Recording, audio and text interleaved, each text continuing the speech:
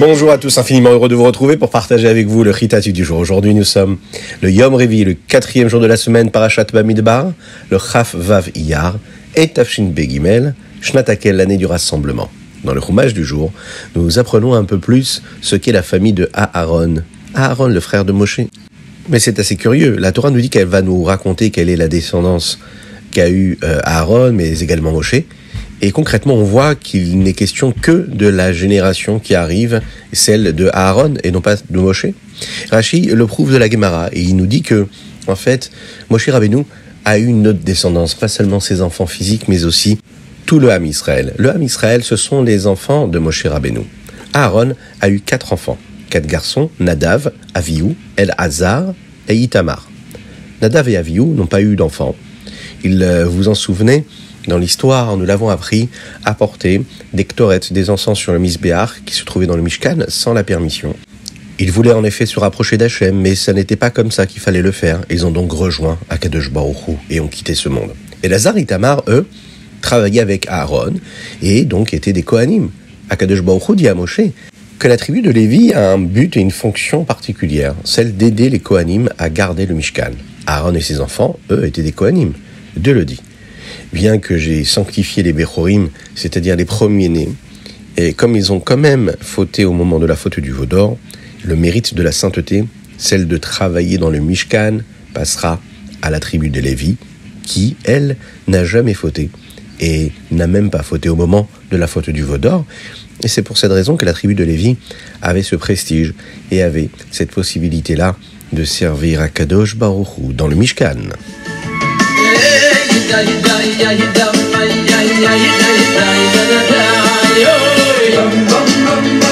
Et nous passons tout de suite au Teilim du jour. Aujourd'hui, nous sommes le 26 du mois de Iyar et nous devons lire la deuxième partie du Teilim Kuf Yutet, le 119. Aujourd'hui, nous disons un verset qui dit comme ça: Mikol melamedai iskalti. Dans le chapitre 4 des Pirkei Avot, nous l'avons appris ensemble. Ezeu chacham. Quel est le sage? C'est celui qui apprend de tout homme. Être capable d'apprendre, de prendre des enseignements de chaque personne que l'on va rencontrer. Dans les Pirkei Avot, on nous dit que d'où est-ce que nous apprenons cela? De ce verset-là des Teilim. Car il est dit, Mikol melamdai iskalti. De toutes ces personnes qui ont étudié avec moi, j'ai réussi à apprendre quelque chose.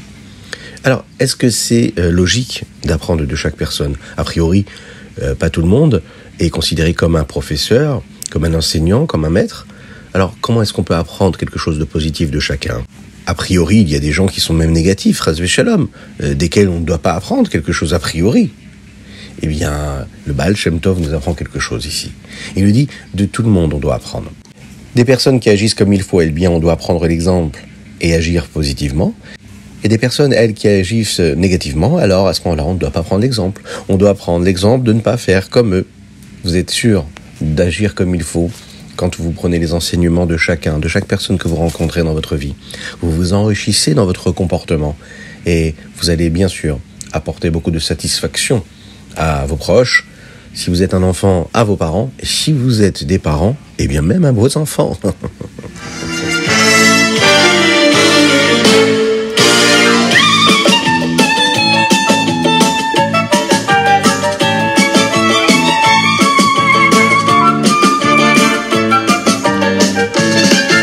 Et nous passons au Tania du jour. Nous sommes dans le chapitre Nunbet, 52e chapitre, Chaf Vav Iyar Shana Pshuta. Le Rabbi Shlomo Zalman nous explique que la vitalité d'Akadosh Baruch Hu, l'énergie qu'il donne au monde, correspond également au système qu'il peut y avoir à travers la vitalité qu'il y a dans l'âme, celle que l'âme donne et qui permet au corps d'avoir de l'énergie pour faire ce qu'il a à faire. Le monde, c'est comme le corps. Et la Neshama du monde, elle, l'âme du monde, elle s'exprime à travers les 10 forces de l'âme, ces 10 forces à elle, que nous appelons les Esser Séphirot, les 10 Séphirot. Et comme dans tout, il y a la tête et il y a le reste des membres du corps. La tête, c'est Chabad, Chochma, Bina, Da'at. Ce sont des Séphirot, des énergies de compréhension et intellectuelle qui se trouvent dans le cerveau, dans la tête. Les autres forces, elles permettent à cette énergie d'aller dans le monde. Dans la Neshama, la première énergie qui entre dans le cerveau, elle a en elle toutes les forces qu'il y aura dans les autres énergies, dans les autres membres du corps. C'est cette énergie première qui, elle, donne et propulse toutes les autres forces qui se trouvent dans le corps. C'est ce qui se passe également dans la Neshama du monde.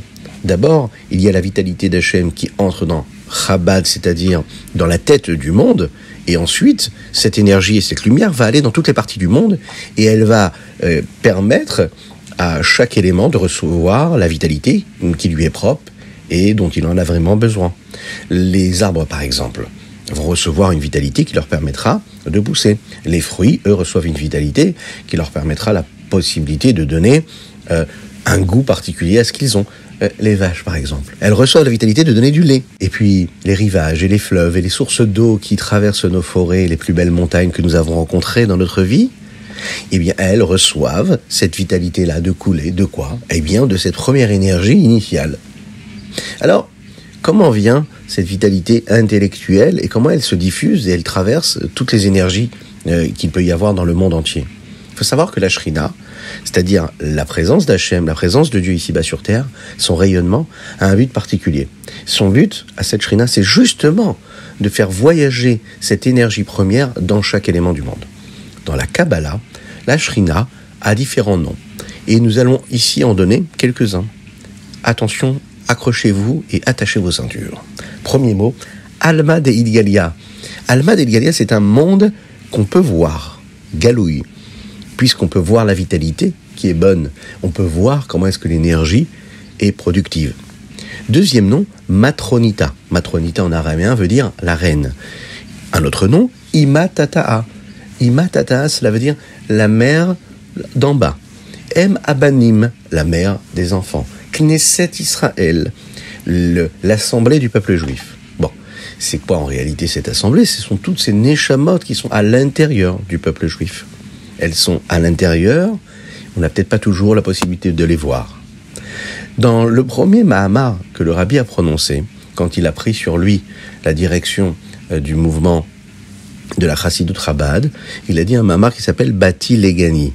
Là-bas, le Rabbi nous explique qu'est-ce que c'est la Shrina, qu'est-ce que ça veut dire que Dieu réside ici-bas sur terre, et il nous l'explique là-bas qu'il y a différents niveaux qui nous permettent de nous rapprocher d'Akadosh Baruch Hu, de Dieu, et que le but essentiel de la Shrina, c'est de nous attacher, de nous montrer comment Dieu se trouve dans le monde.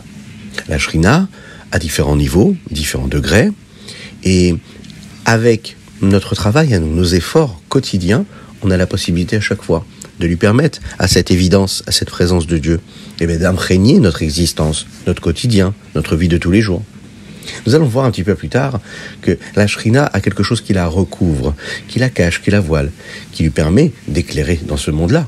Au temps du Beth Amikdash, le Beth Amikdash justement était là pour permettre à cette Shrina, à cette présence de Dieu, d'entrer dans le monde. Elle traversait le monde par l'intermédiaire du Beth Amikdash.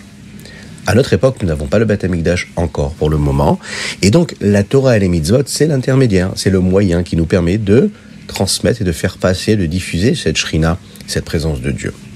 À notre époque, quand on étudie la Torah, quand on fait une mitzvah, Akadosh Baruch Hu se trouve donc partout, et on peut de cette façon-là ressentir la présence d'Akadosh Baruch Hu.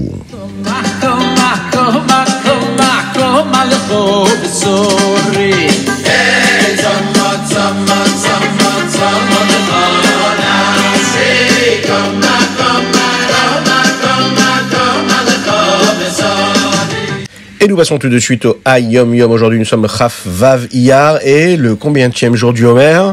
Nous sommes le 41e jour du Homer. Parfait. Et qu'est-ce qui nous dit le Hayom Yom aujourd'hui ? Le Rabbi nous dit qu'il y a une mitzvah qui nous permet de faire un reproche à quelqu'un qui se comporte mal. Mais il y a une mitzvah aussi qui nous interdit de détester quelqu'un. Donc avant de faire un reproche, il faut s'assurer de l'aimer de tout notre cœur.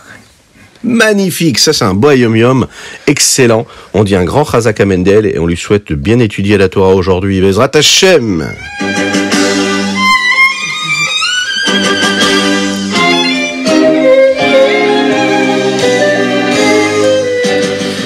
Et nous passons tout de suite au Rambam du jour. Aujourd'hui, nous abordons le 11e chapitre.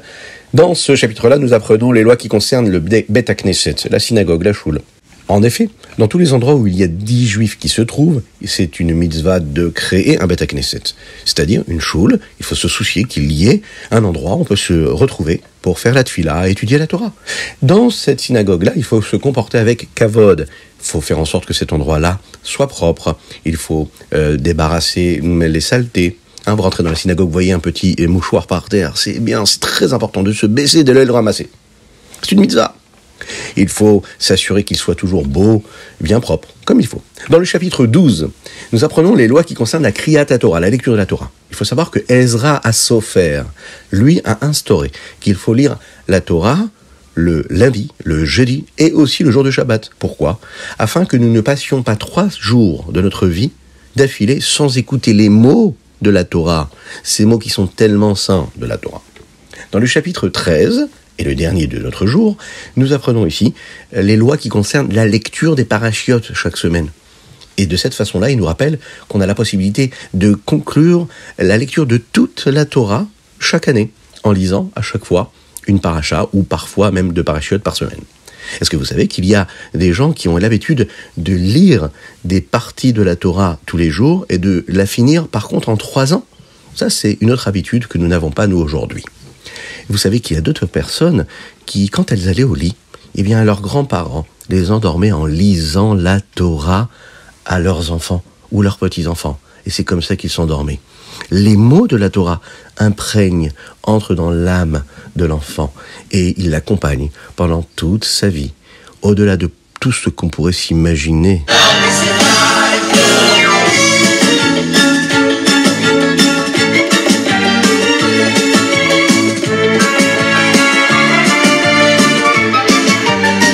Et voilà, c'était le Ritatu du jour. J'espère que vous avez passé un bon moment. N'oubliez pas de le partager avec vos amis. Vous avez le mérite de leur transmettre de la Torah et des mitzvot. Et c'est très important. Et par cela, Mashiach arrivera. Oui, on a oublié de préciser qu'il fallait mettre une petite pièce. Donc ensemble, une petite pièce dans la tzedaka. Et Mashiach arrivera. Aïe aïe, une petite pièce dans la tzedaka. Et Mashiach arrivera. Eh oui, une dédicace aujourd'hui pour la refoua shelema, la guérison totale et complète de Avraham Nissim Ben Sultana. Une dédicace également pour une petite fille qui s'appelle Yehudit et son nom de famille c'est Ben Ishai. Voilà, Yehudit Ben Ishai qui habite en Eretz Israël à Shiloh. On lui souhaite plein de bonnes choses, que des brachot, des bénédictions ainsi que pour toute la famille.